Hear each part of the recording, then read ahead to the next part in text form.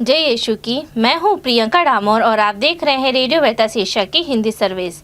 कलीसियाई समाचार में आप सभी का स्वागत है। कलीसियाई समाचारों में प्रमुख है, रोजरी माला विनती करने हेतु पॉप का आह्वान। हमासा के हमले में 1200 से अधिक इजरायली मारे गए। भारतीय कैथोलिक बिशपों ने इजराइल फिलिस्तीन संघर्ष में हुई मौतों पर शोक व्यक्त किया। तेलंगाना के ईसाई ने राजनीतिक दलों से विधायकी सीटों छात्रवृत्ति की मांग की। उत्तर प्रदेश में पेंटेकोस्टल केंद्र को ध्वस्त कर दिया गया। होली स्पिरिट सिस्टर ने उड़ीसा में मिशन के 50 साल पूरे होने का जश्न मनाया। कार्यकर्ताओं ने ईसाई आदिवासी से अपने अधिकारों का दावा करने का आग्रह किया। विश्व शिक्षक दिवस पर अंतर्राष्ट्रीय संगोष्ठी आयोजित की गई। प्रवर्तन निदेशालय पर सुप्रीम कोर्ट का फैसला उम्मीद जगाता है। अब जानते हैं समाचार विस्तार से। रोजरी माला विनती करने हेतु पॉप का आह्वान। पॉप फ्रांसिस ने विश्वासियों को प्रोत्साहन दिया है कि वे रोजरी माला विनती जारी रखें, विशेषकर ऐसे समय में जब कैथोलिक कलीसिया में धर्माध्यक्षीय धर्म सभा चल रही है और पवित्र भूमि में युद्ध शुरू होने के कारण पूरी दुनिया में चिंता बढ़ गई है। पॉप ने शनिवार को एक्स पर लिखा, पवित्र रोजरी माला विनती प्रार्थना करना सिखाती है। रोजरी विनती विश्वास में आगे बढ़ना सिखाती है। विदित हो कि अक्टूबर का महीना रोजरी विनती के लिए समर्पित है। इस अवसर पर वाटिकन में हर शनिवार को शाम 9 बजे सामूहिक रोजरी माला विनती की जाती है। हमासा के हमले में 1200 से अधिक इजरायली मारे गए। इजराइल ने गाजा के साथ सीमा के पास 3 लाख आरक्षित सैनिकों सहित बड़ी संख्या में सैनिक तैनात कर दिए हैं। इस क्रूर संघर्ष के शांत होने का कोई संकेत नहीं दिख रहा है और हमासा के हमलों से इजराइल में मरने वालों की संख्या बढ़ती जा रही है। बुधवार तक मरने वालों की संख्या 1200 पहुंच चुकी है और 2700 से अधिक लोग घायल है, जिसमें से अधिकांश आम नागरिक है। उधर फिलिस्तीन में अधिकारियों का कहना है कि गाजा पट्टी पर इजरायली हवाई हमलों में 1000 से अधिक लोग मारे गए हैं। भारतीय कैथोलिक बिशपों ने इजरायली फिलिस्तीन संघर्ष में हुई मौतों पर शोक व्यक्त किया। Catholic bishop conference of India (CCBI) ने इजराइल और फिलिस्तीन के बीच चल रहे संघर्ष के कारण हुई जान माल की हानि और पीड़ा पर गहरा दुख व्यक्त किया है। सम्मेलन के जनसंपर्क अधिकारी फादर रॉबिन्सन रॉड्रिग्स द्वारा जारी एक प्रेस बयान में कहा गया है कि CCBI सभी प्रभावित परिवारों के साथ एकजुटता से खड़ा है।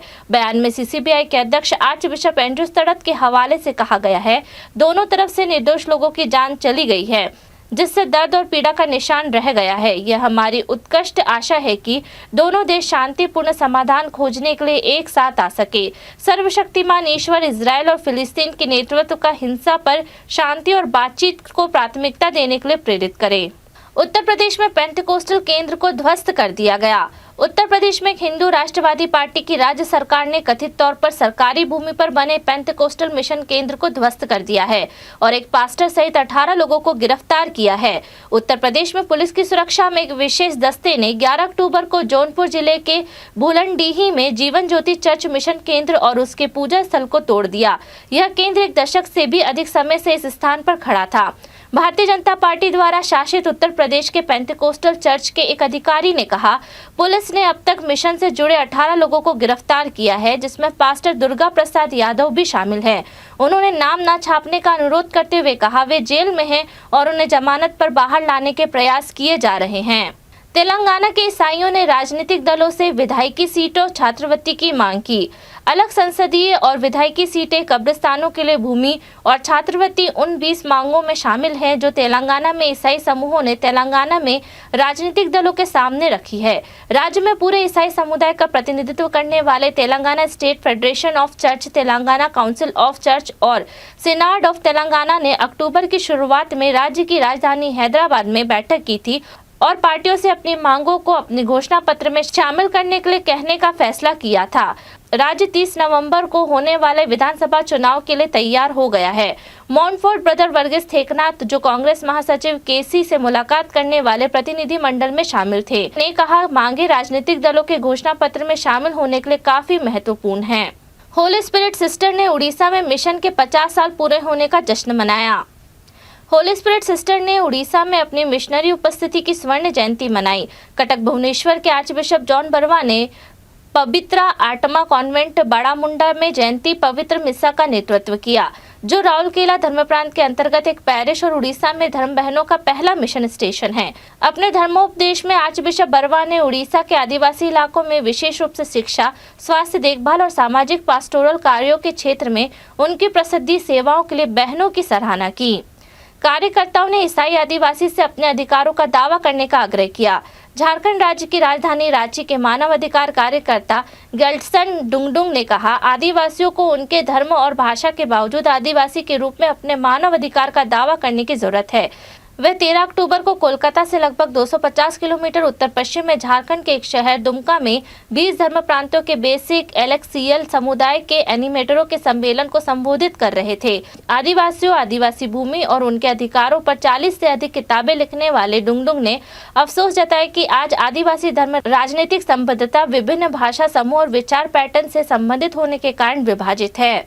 विश्व शिक्षक दिवस पर अंतर्राष्ट्रीय संगोष्ठी आयोजित की गई। संस्कृति, खुशी और नैतिकता में उन्नत अध्ययन केंद्र ने 5 अक्टूबर 2023 को Saint Andrew's school conference hall Bandra में एक अंतर्राष्ट्रीय संगोष्ठी के साथ विश्व शिक्षक दिवस मनाया।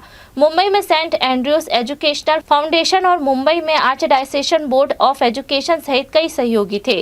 संगोष्ठी की शुरुआत मुख्य अतिथि सिस्टर जोआकिम रीस, एक वकील के साथ हुई, जिन्होंने अन्य वक्ताओं को मंच के सामने एक स्टैंड पर बिजली की मोमबत्तियां रखने के लिए आमंत्रित किया। सामुदायिक केंद्र जटिल चुनौतियों और असाधारण अवसरों का सामना करने वाले व्यक्तियों को रोशन और सशक्त बनाने पर केंद्रित है। प्रवर्तन निदेशालय पर सुप्रीम कोर्ट का फैसला उम्मीद जगाता है। प्रवर्तन निदेशालय, जिसे ईडी के नाम से जाना जाता है, कथित वित्तीय घोटाले का कोई सबूत न होने पर भी किसी भी नागरिक को गिरफ्तार कर सकता है।